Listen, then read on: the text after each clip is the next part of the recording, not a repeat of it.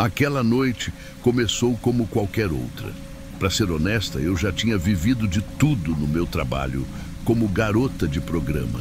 Eu sabia como lidar com situações esquisitas e gente estranha, mas nada poderia ter me preparado para o que estava por vir. Recebi uma mensagem no celular de um número desconhecido. Era um cliente. Ele foi direto ao ponto. Disse que estava disposto a pagar o triplo do que eu costumava cobrar para passar a noite na mansão dele. Até aí, nada demais. Mas ele insistiu que era um lugar isolado, no interior, longe da cidade. Estranho, né? Mas o dinheiro falava mais alto e eu precisava. Quando cheguei ao endereço, o motorista do aplicativo ficou nervoso. A estrada era deserta, cheia de curvas, e a casa parecia estar no meio do nada. Ele olhou para mim no retrovisor e perguntou: "Você tem certeza que quer descer aqui? Esse lugar está me dando arrepios." Eu sorri, fingindo confiança. "Vai dar tudo certo. É só trabalho." Desci do carro e me vi diante de uma mansão antiga, cercada por grades enferrujadas e árvores retorcidas. O lugar parecia ter parado no tempo. A luz da varanda estava acesa, mas o resto era só escuridão. Quando bati na porta, meu coração deu um salto. Depois de alguns segundos, um homem idoso abriu. Ele parecia simpático, mas havia algo no olhar dele que me deixou desconfortável. Tinha uns 70 anos, bem vestido, cheiroso, quase como se estivesse esperando um convidado especial. "Que bom que chegou. Entre, por favor." A voz dele era calma, educada. Por um momento pensei que talvez eu estivesse exagerando. A casa por dentro era luxuosa, mas cheia de móveis antigos, quadros enormes e um cheiro estranho, meio químico. Enquanto me guiava pelos corredores, ele me olhou e disse: "Tenho algo especial para te mostrar antes de começarmos a noite." Ele abriu uma porta no andar de cima e foi aí que tudo começou a desmoronar. O que eu vi naquele quarto me deixou sem palavras. Era uma sala enorme, cheia de estátuas de mulheres em poses naturais. Eram tão realistas que eu quase podia jurar que estavam vivas. Algumas tinham expressões neutras, outras pareciam assustadas, e havia até uma com lágrimas nos olhos. O detalhe delas era perturbador. A pele, os cabelos, as roupas, tudo parecia perfeito demais. "Bem-vinda ao meu quarto das estátuas", ele disse, sorrindo orgulhoso. Cada uma dessas mulheres foi escolhida a dedo. Eu não sabia o que responder. Aquele lugar tinha um clima pesado, sufocante. Ele parecia observar cada movimento meu, como se estivesse estudando minha reação. "Só peço uma coisa: não toque em nenhuma delas. São muito delicadas." Concordei com um aceno, mesmo sentindo um nó na garganta.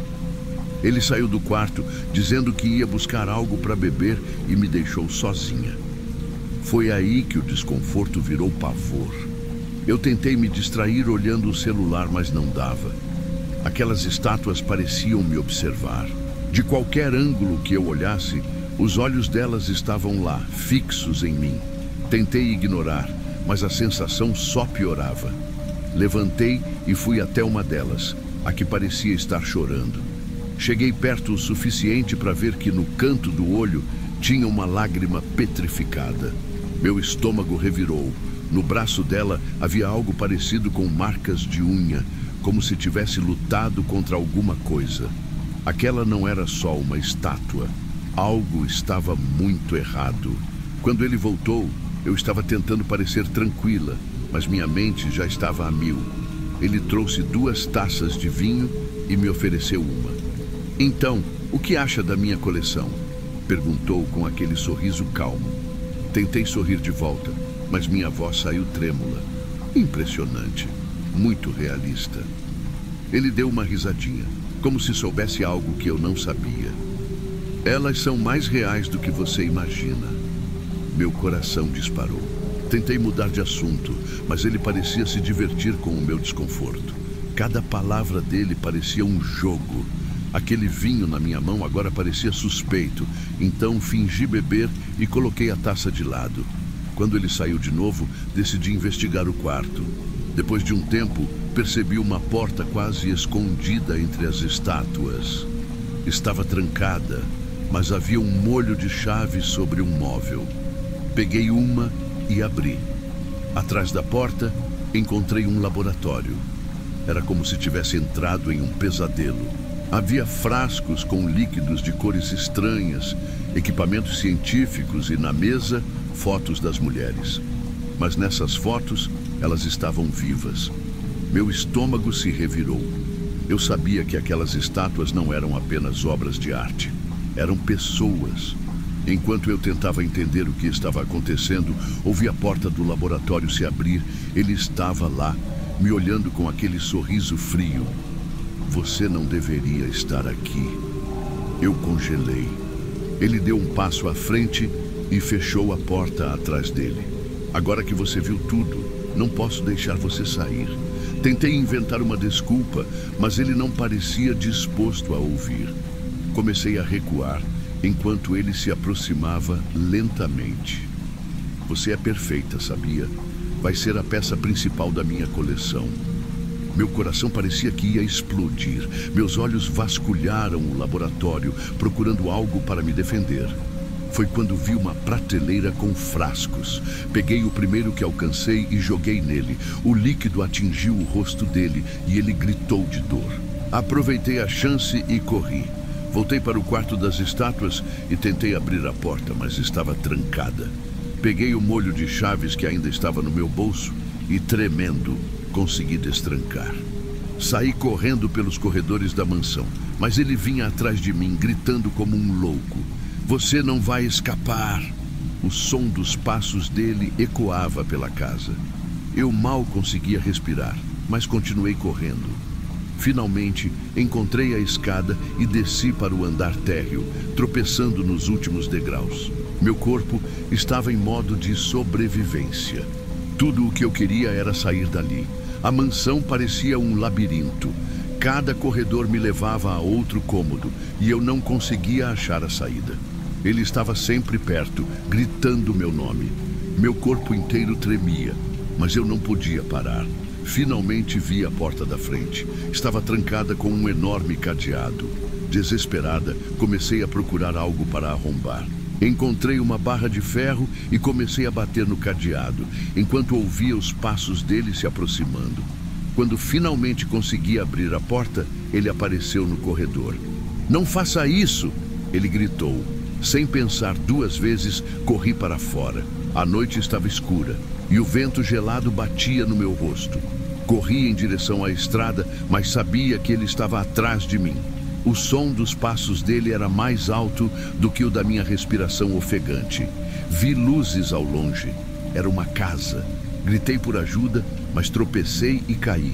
Quando me virei, ele estava em cima de mim. "Você não vai escapar de mim!" Com todas as minhas forças, chutei ele e me levantei. Corri para a casa e bati na porta até que alguém abriu. Era um homem que rapidamente me deixou entrar e chamou a polícia. A polícia chegou rápido. Quando foram à mansão, encontraram o laboratório e as estátuas, mas ele tinha sumido. Ainda assim, as provas eram suficientes para começar uma investigação. Descobriram que várias mulheres desaparecidas estavam ligadas àquele lugar. Eu passei dias sem dormir. Cada barulho, cada sombra me fazia reviver o que aconteceu. Era como se ele ainda estivesse me perseguindo. Mesmo depois de um tempo, o trauma continuava. Mas decidi contar minha história, não só para alertar outras mulheres, mas também como uma forma de libertação. Eu sobrevivi, mas sei que muitas não tiveram a mesma sorte. Aquele quarto das estátuas, aquelas mulheres, eu nunca vou esquecer. E o mais assustador, ele ainda está por aí, e eu sinto que de alguma forma ele ainda me observa.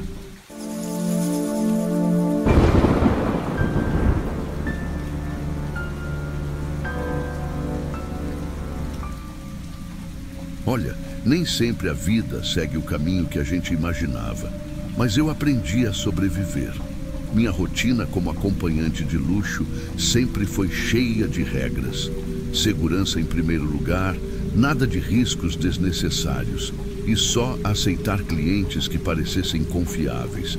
E por anos isso funcionou, até aquela noite.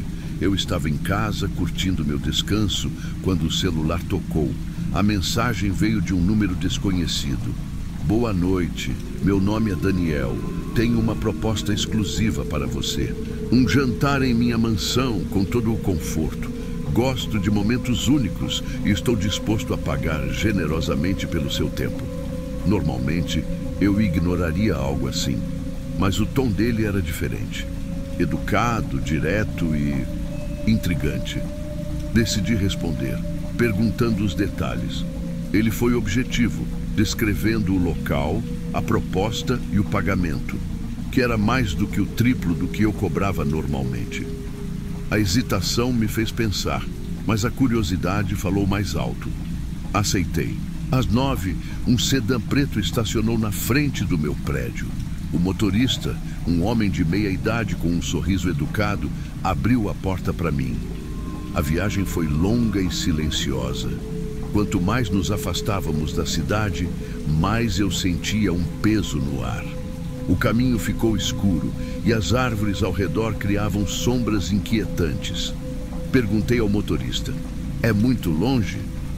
Quase lá, senhorita, ele respondeu enigmático.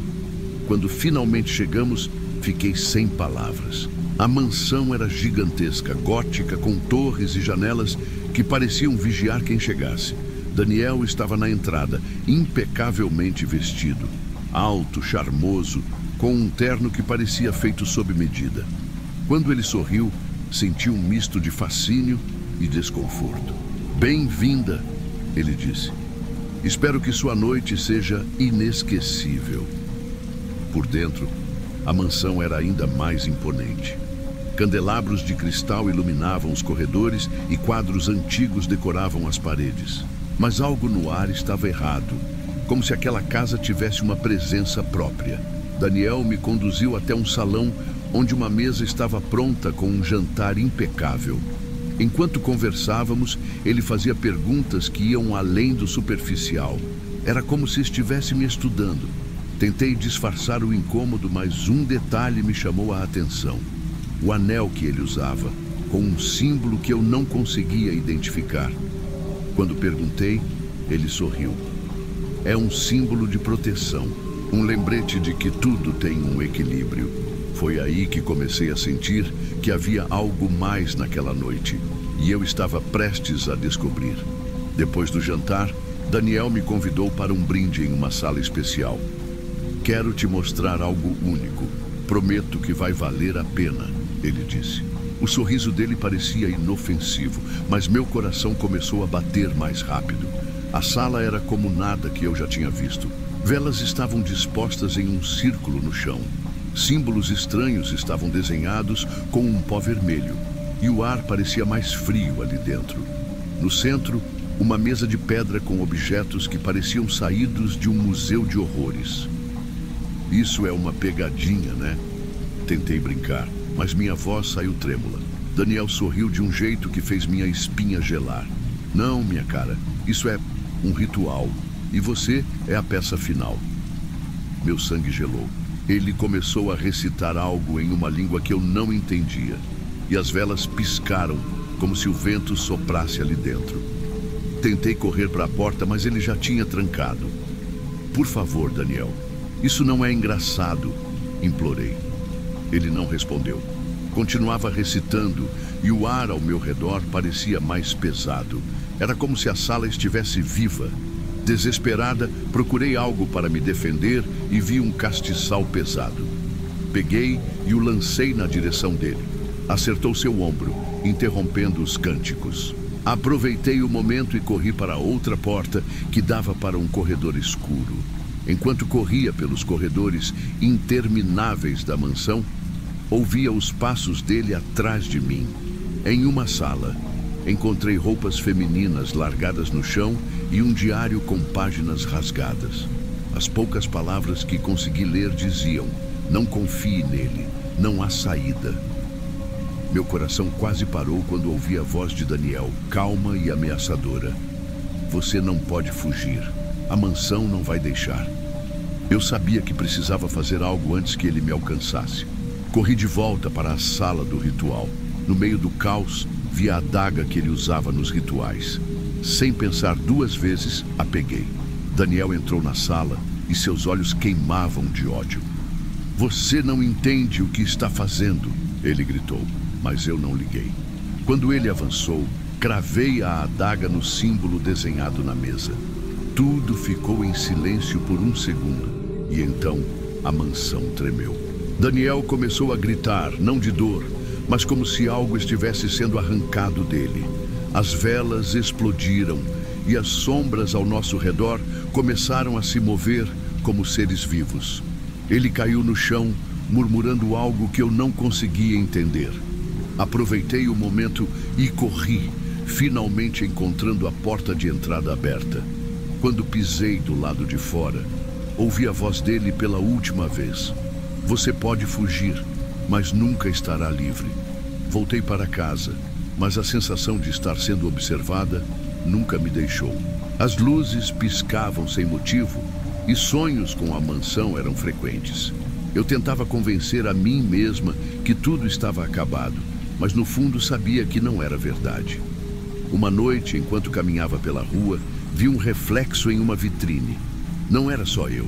A sombra de Daniel estava atrás de mim, sorrindo. E foi aí que entendi. O ritual nunca terminou.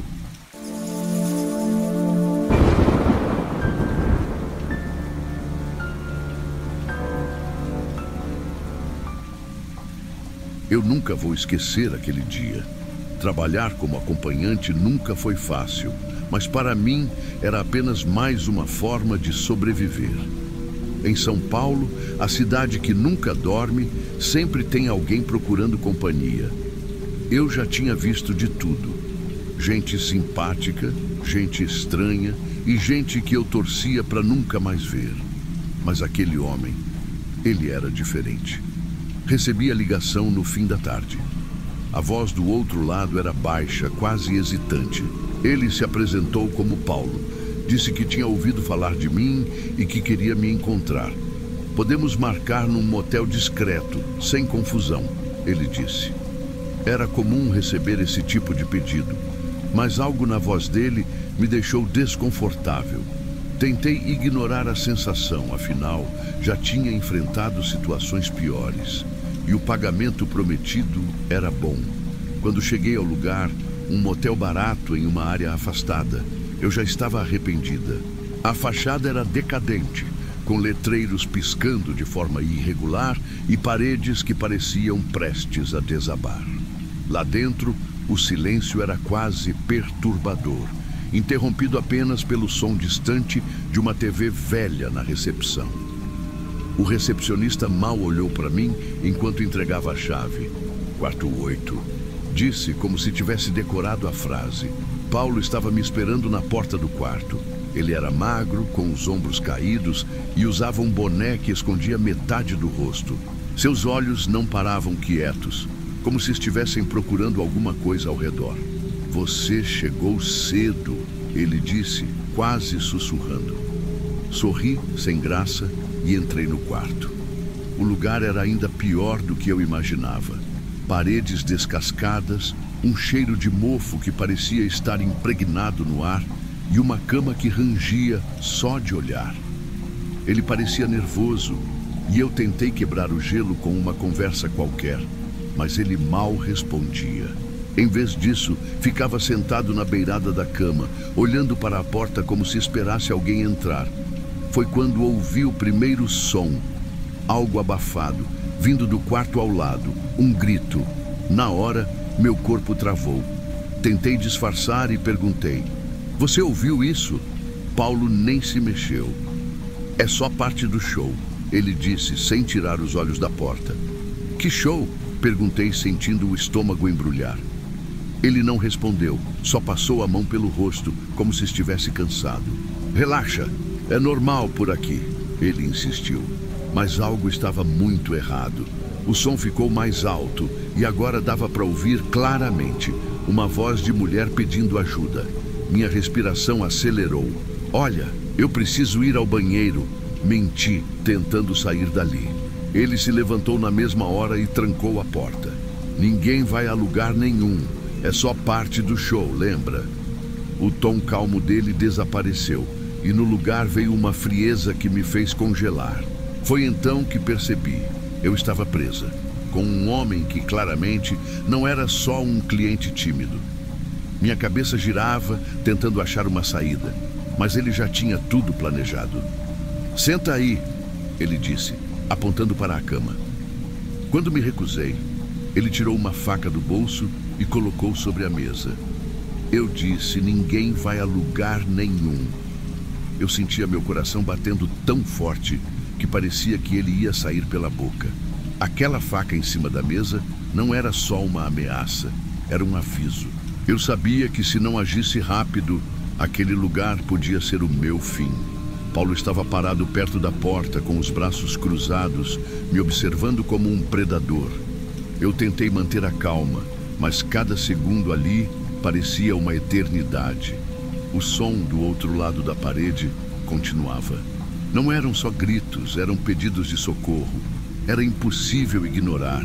Uma voz feminina chorava, implorando: "Por favor, me soltem." Meu corpo todo ficou arrepiado. O que diabos estava acontecendo ali? "Paulo, isso não está certo", falei, tentando usar um tom mais firme, mas a minha voz tremeu. "A gente precisa sair daqui." Ele riu, um riso seco e sem emoção, e disse: "Você acha que tem escolha? Senta aí e fica quieta. Não se mete no que não é da sua conta." Eu sabia que não tinha como sair pela porta, não sem ele reagir. Então, comecei a observar o quarto, buscando qualquer coisa que pudesse me ajudar. Foi quando vi as chaves da porta na beirada da mesa. Ele tinha tirado do bolso quando trancou tudo. Só que pegar aquelas chaves, sem ele perceber, parecia impossível. Paulo pegou o celular e começou a enviar mensagens, como se estivesse avisando alguém. Aquilo me deu alguns segundos de vantagem. Com o coração na garganta, fingi que tropecei e me abaixei perto da mesa. Minha mão deslizou pela madeira fria até alcançar as chaves. Ele olhou na minha direção, mas não percebeu nada. Eu me levantei devagar, segurando as chaves escondidas atrás do corpo. "Eu só preciso de 1 minuto no banheiro", insisti. Ele balançou a cabeça. "Não." Nesse momento, ouvi passos no corredor. Alguém se aproximava do quarto. Paulo parecia tenso. Ele se aproximou da porta e olhou pelo olho mágico. Foi a distração que eu precisava. Num movimento rápido, corri para a porta, destranquei e saí correndo para o corredor sem olhar para trás. O som dos gritos ficou mais alto. Meu coração acelerou ainda mais quando passei pela porta entreaberta do quarto ao lado. Foi aí que eu vi. Dentro do quarto havia 2 mulheres amarradas nas cadeiras, machucadas, com os rostos cobertos de lágrimas. 2 homens estavam de pé, discutindo o que fariam com elas. Meus pés travaram no lugar por 1 segundo, mas o barulho de Paulo correndo atrás de mim me trouxe de volta à realidade. "Ei, ela está aqui!" Um dos homens gritou quando me viu. Eu corri o mais rápido que pude pelo corredor. Os 3 começaram a me perseguir. As portas dos outros quartos estavam todas trancadas e o motel parecia um labirinto sem fim. Desesperada, entrei em um depósito de materiais de limpeza e fechei a porta, tentando controlar minha respiração. Meu corpo todo tremia, mas eu sabia que não podia ficar ali por muito tempo. Dentro do depósito, encontrei uma barra de ferro enferrujada encostada na parede. Peguei na mesma hora. Meu medo foi substituído por um instinto de sobrevivência. Se eles entrassem ali, eu não ia morrer sem lutar. Os passos ficaram mais próximos. Eles começaram a chutar a porta. A cada pancada, meu coração parecia parar. Então, a porta abriu com um estrondo e um dos homens entrou. Antes que ele pudesse reagir, eu gritei e acertei a barra de ferro na cabeça dele com toda a força que consegui. Ele caiu no chão, desacordado. Os outros 2 gritaram lá fora: "Ela machucou o Rodrigo!" Isso me deu alguns segundos para sair correndo novamente. Passei por eles antes que pudessem reagir e corri em direção ao andar térreo. Eu corri o máximo que pude. Meu corpo gritava de dor, mas minha mente estava focada em uma única coisa: sair daquele lugar viva. Desci as escadas do motel tropeçando, enquanto ouvia os gritos dos 2 homens cada vez mais próximos. Eu sabia que, se parasse por um segundo, seria o fim. Quando cheguei ao andar térreo, fui direto para a recepção, mas não havia ninguém. O silêncio era assustador. Olhei para a porta principal, mas ela estava trancada com um cadeado pesado. Droga! Murmurei, enquanto tentava encontrar outra saída. Foi então que percebi uma janela atrás do balcão. Pequena, mas grande o suficiente para eu passar. Meus dedos tremiam enquanto abria a janela, tentando não fazer barulho.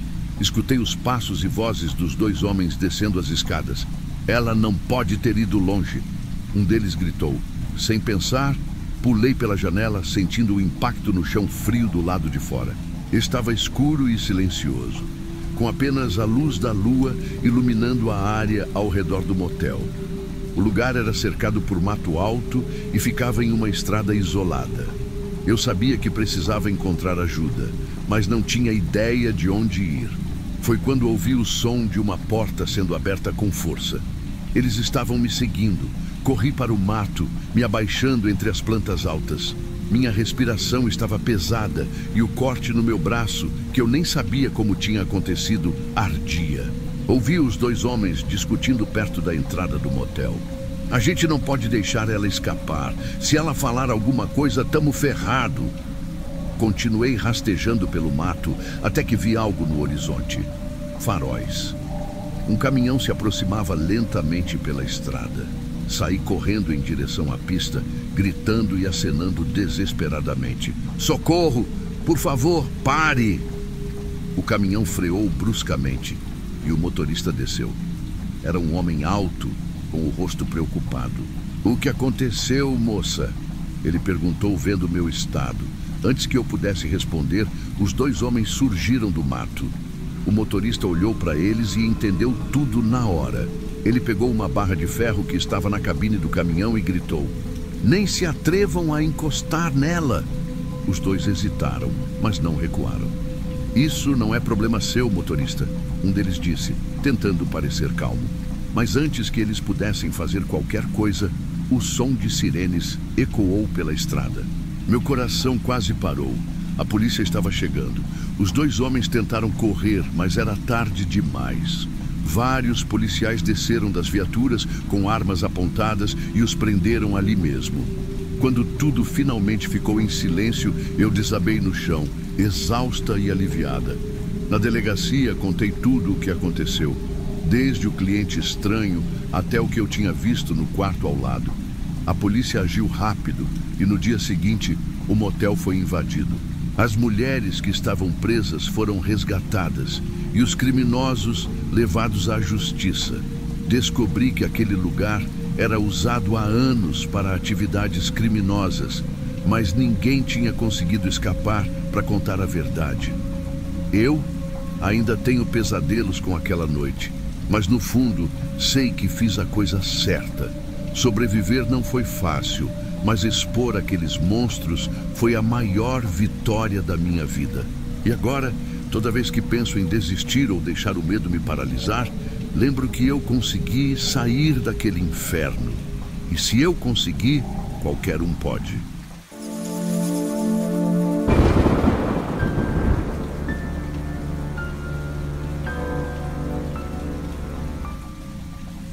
Eu nunca fui de acreditar em coisas estranhas, sabe? Minha vida sempre foi pé no chão. Trabalho como acompanhante há alguns anos e as noites perigosas da cidade grande já não me assustam. Mas naquela noite, algo mudou. Tudo parecia errado. Era meia-noite quando meu celular vibrou. Uma mensagem de um cliente. Queria me encontrar e oferecia o dobro da minha taxa normal. Era grana suficiente para cobrir o mês. Então aceitei. A gente marcou num ponto movimentado da cidade, uma avenida cheia de luzes e movimento. Quando cheguei, Lá estava ele, um homem alto, usando um terno impecável. Não tinha nada de ameaçador, mas aquele olhar era vazio, perdido, como se ele não estivesse ali de verdade. Boa noite, ele disse com um sorriso fraco. Boa noite. Para onde vamos? Perguntei. Eu dirijo. Entra no carro. Eu devia ter recusado. Sempre tive uma regra de nunca entrar no carro de um cliente. Mas algo nele me desarmou. Ele parecia sério, mas não agressivo. Tudo bem, eu disse, entrando no carro. No começo, o trajeto foi normal. Ele dirigia bem devagar, quase como se estivesse distraído. Depois de alguns minutos, percebi que estávamos saindo do centro da cidade. Olhei para o GPS no painel, mas a rota não estava marcada. Era estranho. Você não está usando o GPS? Perguntei, tentando soar casual. Ele riu, mas não disse nada. A estrada começou a mudar. As luzes da cidade desapareceram e a escuridão tomou conta. Você não me disse para onde estamos indo, insisti, sentindo meu coração acelerar. Ele respondeu com a voz calma, quase fria. Para um lugar especial. Já estive lá antes. Aquele arrepio subiu pela minha espinha. Resolvi puxar assunto para aliviar o clima. Perguntei de onde ele era, o que fazia da vida, mas as respostas não faziam sentido. Ele começou a falar de coisas antigas, eventos de décadas atrás, como se estivesse contando memórias que não eram dele. Foi quando ele me olhou nos olhos pela primeira vez e perguntou: você já sentiu que o passado nunca te deixa ir embora? Eu congelei. Não respondi. E ele só continuou dirigindo. Depois de um tempo que pareceu uma eternidade, ele parou o carro. Olhei pela janela e vi que estávamos numa estrada deserta, cercada por árvores. Mais à frente, havia um carro parado no acostamento. Era igual ao carro em que estávamos. Por que paramos aqui? Perguntei, tentando esconder o pânico na minha voz. Ele não respondeu. Saiu do carro e fez sinal para que eu o seguisse. Eu hesitei, mas desci. Enquanto caminhávamos até o outro carro, aquele cheiro começou a me atingir. Era forte, nojento, como algo podre. Meu estômago revirou. Você precisa ver isso, ele disse. Sua voz agora parecia cheia de emoção, quase desesperada. Ele abriu a porta do carro parado. Lá dentro tinha um corpo. O cheiro ficou ainda mais forte. Era de um homem, já em estado avançado de decomposição. A pele dele estava escura, inchada, e os olhos estavam abertos, mas vazios. Quem é ele? Perguntei, a voz tremendo. Ele me olhou, e foi aí que eu vi o desespero no rosto dele. Sou eu, disse. Minha mente parou. Ele começou a falar rápido, balbuciando coisas sem sentido. Eu estou aqui, mas também estou ali. Isso é o que aconteceu comigo naquela noite. Eu precisava de você para ver. Eu queria correr, mas não conseguia me mexer. Foi quando ele caiu de joelhos no chão e começou a chorar. Antes que eu pudesse reagir, tudo ficou escuro. Quando acordei, estava na minha cama. A princípio, achei que tudo tinha sido um pesadelo. Um sonho ruim causado pelo estresse. Mas tinha algo estranho. Parecia tão real. O dia passou devagar e eu não conseguia tirar aquilo da cabeça. Decidi fazer algo que nunca tinha feito antes. Investiguei. Liguei o app de transporte e pedi um carro. Apontei o destino que eu lembrava do sonho. Algo em mim precisava saber se aquele lugar existia. O carro me deixou na estrada deserta e lá estava o lugar, igual ao sonho, igualzinho. Minha respiração ficou pesada enquanto eu caminhava até o acostamento. E lá estava o carro, o mesmo carro. O cheiro me atingiu antes mesmo de chegar perto. Olhei pela janela e lá estava o corpo. Ele, o homem do sonho. Meu coração disparou e minhas pernas tremiam tanto que mal consegui pegar o celular. Liguei para a polícia, tentando manter a calma. Inventei uma história qualquer. Disse que tinha sentido o cheiro passando pela estrada e resolvi parar. Não podia contar o sonho. Quem ia acreditar? Os policiais chegaram rápido. Enquanto eles examinavam o corpo, eu fiquei do lado de fora, tentando segurar o choro. Um deles me olhou e disse: "Esse cara estava desaparecido há anos. Como você achou isso aqui?" Dei de ombros e respondi: "Sorte." Desde aquele dia, minha vida mudou completamente. Não consigo mais ignorar minha intuição. Alguma coisa maior me levou até lá. E mesmo que eu nunca saiba exatamente o que aconteceu, sei que tive um papel naquela história. Descobri mais tarde que o homem era um empresário que desapareceu misteriosamente. Ninguém sabia como ele foi parar ali, e a causa da morte nunca ficou clara. Essa experiência me mostrou que a vida pode ser estranha e cheia de surpresas. Hoje sou mais cautelosa. Aprendi a ouvir aquela voz interna, aquele instinto que avisa quando algo está errado. Sei que muita gente acha minha história absurda, mas isso não importa. Eu sei o que vivi e isso basta.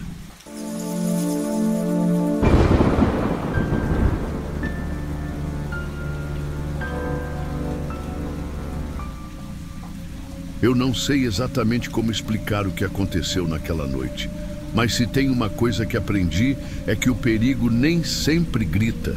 Às vezes ele sussurra, e naquela casa o perigo parecia estar em cada canto, escondido atrás de sorrisos calmos e paredes silenciosas. Tudo começou quando eu aceitei um trabalho que na hora parecia uma oportunidade fácil. Eu estava numa situação apertada, aluguel atrasado, contas acumulando e a geladeira praticamente vazia. Não foi fácil entrar nesse tipo de trabalho, mas depois de algumas semanas eu me acostumei. Quer dizer, quase. Esse cliente apareceu num dos aplicativos que eu usava para encontrar trabalho. Diferente de outros, ele era educado e parecia normal. Queria um encontro em sua casa, numa zona rural. Disse que não gostava de sair muito, que preferia privacidade. Confesso que hesitei, mas o pagamento era bom e parecia seguro. Só um homem comum, pensei, como eu estava enganada. Cheguei ao ponto de encontro, onde um táxi me esperava. O motorista não parecia confortável em me levar tão longe.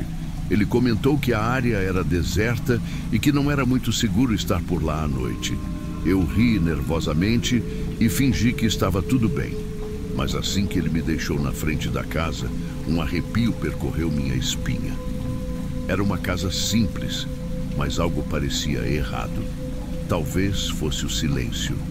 Talvez fosse o cheiro estranho, como algo doce e podre ao mesmo tempo. Eu deveria ter confiado nos meus instintos. O homem abriu a porta com um sorriso. Era exatamente como nas mensagens. Comum. Cabelos curtos, barba feita, camisa de botão. Nada nele chamava a atenção. E talvez isso fosse o mais assustador. Ele me cumprimentou educadamente, me ofereceu água e me mostrou a sala. Era tudo muito limpo, até demais. Enquanto ele falava, eu notei as grades nas janelas e uma porta no final do corredor. Não sei porquê, mas aquela porta me deu calafrios. Durante o jantar, ouvi um som abafado, como se algo estivesse sendo arrastado. Quando perguntei, ele apenas sorriu. "A casa é antiga, faz barulhos", disse. Algo na forma como ele falou fez meu estômago revirar. Quando ele disse que precisava atender a uma ligação, eu vi uma oportunidade. A curiosidade e o desconforto estavam me corroendo por dentro. Decidi investigar aquela porta no final do corredor. Não sei o que me levou a fazer isso, mas algo me dizia que eu precisava ver o que havia lá. Abri a porta devagar e o cheiro ficou ainda mais forte. Uma escada de madeira levava ao porão. Desci com cuidado, o coração batendo tão forte que parecia ecoar no silêncio. Lá embaixo, a luz era fraca, mas o suficiente para eu ver as prateleiras cheias de bolsas, roupas e outros objetos pessoais. Era como um memorial macabro. No meio do porão, uma mesa cheia de fotografias. Meu corpo gelou. As fotos eram de mulheres, todas em poses semelhantes. Pareciam forçadas.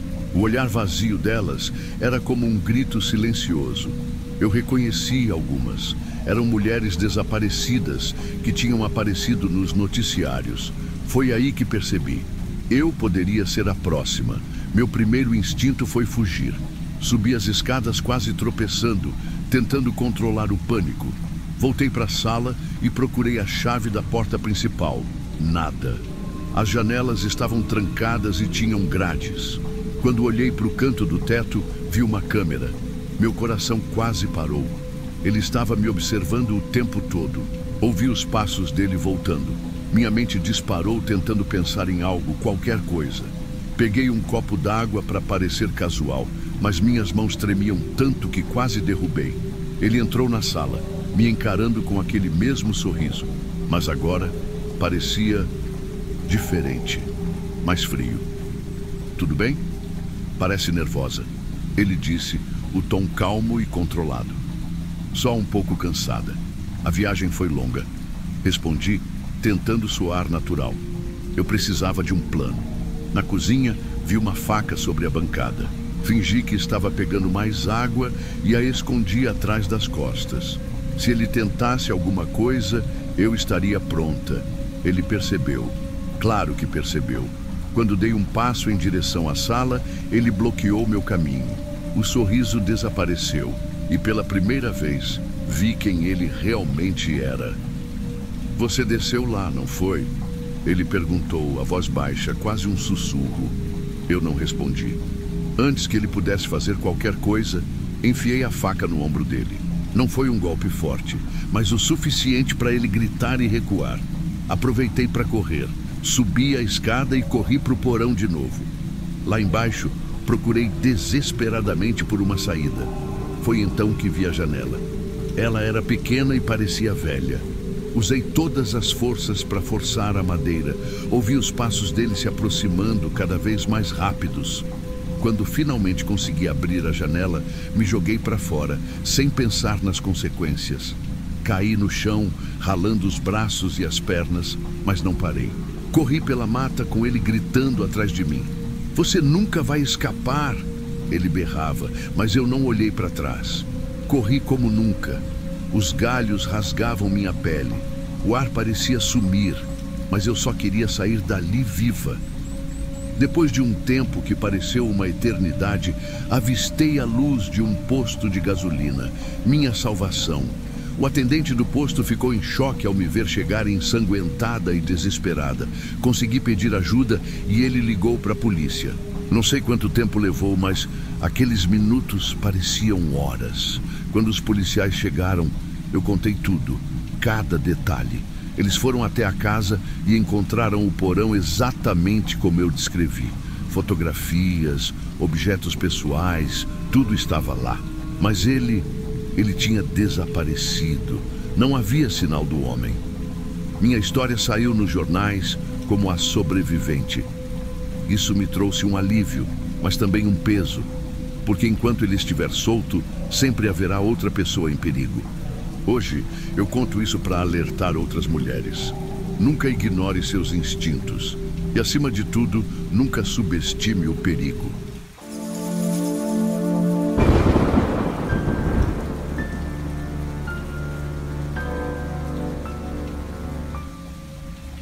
Muitas pessoas me julgam pela profissão que tive, mas elas não sabem metade do que vivi. Cresci sem pai, sem mãe e, sinceramente, sem esperança. Fui abandonada ainda bebê, deixada em um orfanato qualquer. Lá, eu não aprendi o que era amor, mas aprendi que a vida não ia ser fácil para mim. Quando completei 18 anos, me mandaram embora com uma mochila e boa sorte. Sem ninguém no mundo, tive que me virar. Trabalhei em tudo o que você imaginar. Faxina, entregas, recepcionista, mas nunca era o suficiente. As contas se acumulavam, o aluguel estava atrasado e eu já estava vivendo de favor. Foi então que, num momento de puro desespero, decidi postar no Facebook. Estou procurando emprego, qualquer coisa me chamem. No dia seguinte, acordei com uma mensagem. Era de um homem mais velho. aparentando uns 50 anos, que dizia ter uma ótima oportunidade para mim. Ele me convidou para um café, disse que preferia explicar pessoalmente. Na hora, meu instinto gritou: "Não vai!" Mas o desespero falou mais alto. Eu não tinha opção. Quando cheguei no local combinado, lá estava ele, bem vestido, falando com uma calma que me deixava desconfortável. Ele pediu um café para ele e um suco para mim, dizendo que parecia coisa de pai. Foi estranho, mas segui a conversa. Depois de algumas palavras bonitas, ele jogou a proposta na mesa. Queria que eu trabalhasse numa boate privada que ele tinha. Disse que as garotas de lá ganhavam muito dinheiro e que seria algo sem compromisso, só enquanto eu precisasse. Na hora, eu congelei. Aquilo era completamente contra tudo o que eu imaginava para mim. Ele percebeu minha hesitação e começou a me cercar com promessas. Você pode sair quando quiser. É só até ajeitar suas contas. Ninguém vai te obrigar a nada.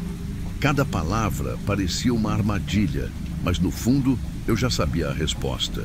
Fui embora dali com o número dele no bolso e uma dúvida gigante na cabeça.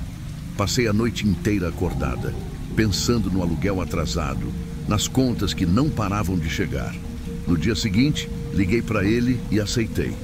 Disse para mim mesma que seria temporário, só até conseguir respirar, só até colocar a vida nos trilhos.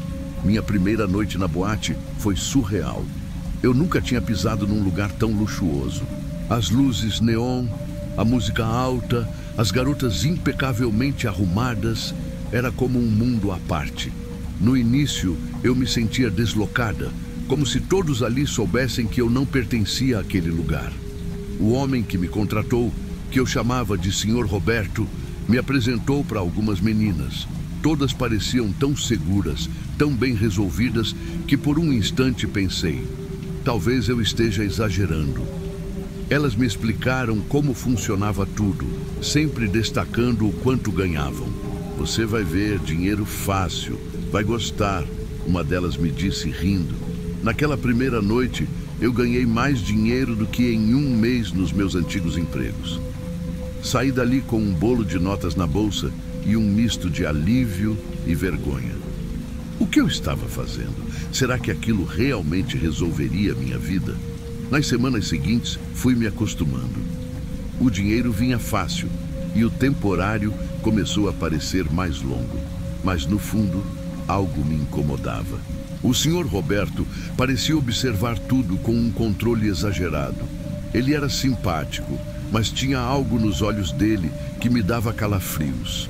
Eu dizia a mim mesma que estava tudo bem, que era só até eu pagar as dívidas. Mas, no fundo, sabia que estava entrando num buraco mais fundo do que podia imaginar. O dinheiro realmente era bom. Melhor do que qualquer coisa que eu já tinha experimentado. Naquelas primeiras semanas, parecia que tudo estava finalmente se ajeitando. Paguei o aluguel atrasado, comprei comida decente, até consegui mandar um pouco de dinheiro para uma amiga que me ajudou quando tudo estava desmoronando. Eu me sentia quase como alguém normal de novo. A rotina na boate também começou a ficar mais familiar. Eu me arrumava, colocava o sorriso que o Sr. Roberto tanto elogiava e seguia em frente. Cada noite era um desfile de gente rica, bebidas caras e conversas vazias. Eu fingia estar confortável, como se aquilo fosse apenas mais um trabalho. Mas então comecei a notar as entrelinhas. Algumas das meninas comentavam baixinho sobre as dívidas que tinham com o Sr. Roberto. Ele fornecia roupas, maquiagem, até transporte, e depois descontava isso dos ganhos delas. No começo, achei que era exagero. Eu ainda estava ganhando bem e pensava: isso nunca vai acontecer comigo. Só que aconteceu. Depois de um tempo, ele começou a cobrar taxas. Primeiro era o vestido novo que eu precisava usar. Depois era o custo de manutenção do camarim. No final de uma semana cheia, eu percebia que estava ficando com bem menos dinheiro do que antes. Perguntei para ele sobre isso, mas ele sorriu como quem já tinha ouvido aquela pergunta 1000 vezes. São custos do negócio, querida. Faz parte. Ainda assim, eu me convencia de que era temporário. Só mais algumas semanas, só até juntar mais dinheiro. Mas enquanto eu tentava me convencer, o peso daquela vida começou a me esmagar. Foi numa sexta-feira à noite que eu finalmente entendi o tamanho da encrenca em que tinha me metido. Eu estava exausta. Já fazia semanas que eu trabalhava todas as noites, dormindo pouco e mal comendo direito. O dinheiro que antes parecia tão bom já não era suficiente para nada. Decidi que ia pedir demissão. Já tinha ouvido outras meninas falarem sobre isso, mas elas sempre diziam que era impossível sair. Eu achava que era só exagero, até aquele momento. Esperei até o final da noite e fui até o escritório do Sr. Roberto. Ele estava lá, fumando um cigarro como sempre, com aquele sorriso falso no rosto. Falei o mais calmamente que consegui. Eu quero sair. Não está dando mais para mim. Ele olhou para mim por alguns segundos e o sorriso sumiu. Sair? Você acha que isso aqui é um trabalho normal? Que você só bate o ponto e vai embora? Ele levantou da cadeira e veio na minha direção. Você me deve. Cada vestido, cada maquiagem, cada carona que eu te dei, isso não sai de graça. Meu coração gelou. Tentei argumentar, mas ele só riu. Ah, e tem mais uma coisa. Você acha que pode sair daqui e continuar sua vida como se nada tivesse acontecido? Eu tenho fotos suas, vídeos. Você vai fazer o que eu mandar ou isso tudo vai parar na internet. Naquele momento, eu entendi que estava presa. As ameaças, o tom de voz dele, tudo fazia sentido agora. Aquela liberdade temporária era só uma ilusão. Saí daquele escritório com as pernas tremendo, mas com uma decisão na cabeça. Eu precisava encontrar uma saída, antes que fosse tarde demais. Eu sabia que precisava sair daquela vida, mas a cada noite parecia que as paredes ao meu redor ficavam mais altas. O Sr. Roberto era inteligente e controlava tudo com precisão. Ele sabia quem eram os clientes regulares, onde cada uma de nós morava e até com quem falávamos. Era como estar presa numa teia, e eu era a mosca que ele mantinha viva apenas porque ainda era útil. Uma noite, enquanto eu me arrumava no camarim, ouvi uma conversa de duas meninas mais experientes. Elas estavam cochichando, com medo de que ele as ouvisse, sobre como algumas garotas que tentaram sair tinham desaparecido. Desaparecido. Essa foi a palavra que ficou martelando na minha cabeça. Será que era verdade? Será que ele era capaz disso? Eu não podia arriscar. Comecei a observar os clientes, procurando alguém que pudesse me ajudar. Foi então que notei um homem que parecia diferente dos outros. Ele não era arrogante, nem tratava as garotas como objetos. Sempre que conversávamos, ele me olhava nos olhos, como se realmente se importasse. Uma noite criei coragem, esperei o momento certo e falei baixo, sem encará-lo diretamente. Eu preciso de ajuda. Não posso ficar aqui. É perigoso. Ele me olhou, confuso, mas não disse nada. Então tomei fôlego e contei minha história. Ele ouviu tudo em silêncio e, quando terminei, suspirou e disse: "Eu vou te ajudar." Meu coração pulou, mas o medo ainda estava lá. Como ele poderia me ajudar? O Sr. Roberto tinha olhos por toda parte. Foi quando ele sugeriu algo que nunca me passou pela cabeça: disfarce. Ele me daria roupas masculinas e eu sairia da boate como se fosse um cliente qualquer. Naquela noite, enquanto todas as garotas estavam distraídas, ele trouxe uma mochila com calça, camisa, boné e até óculos. Entrei no banheiro e me troquei rapidamente, tentando controlar a respiração. Quando me olhei no espelho, mal me reconheci. Com os cabelos escondidos pelo boné e o rosto quase coberto pelos óculos, parecia outra pessoa. Saí pela porta dos fundos ao lado dele, com o coração disparado e o medo de ser pega. O segurança da boate nos olhou, mas não disse nada. Caminhamos rápido até o carro dele e eu me joguei no banco de trás, tremendo de alívio.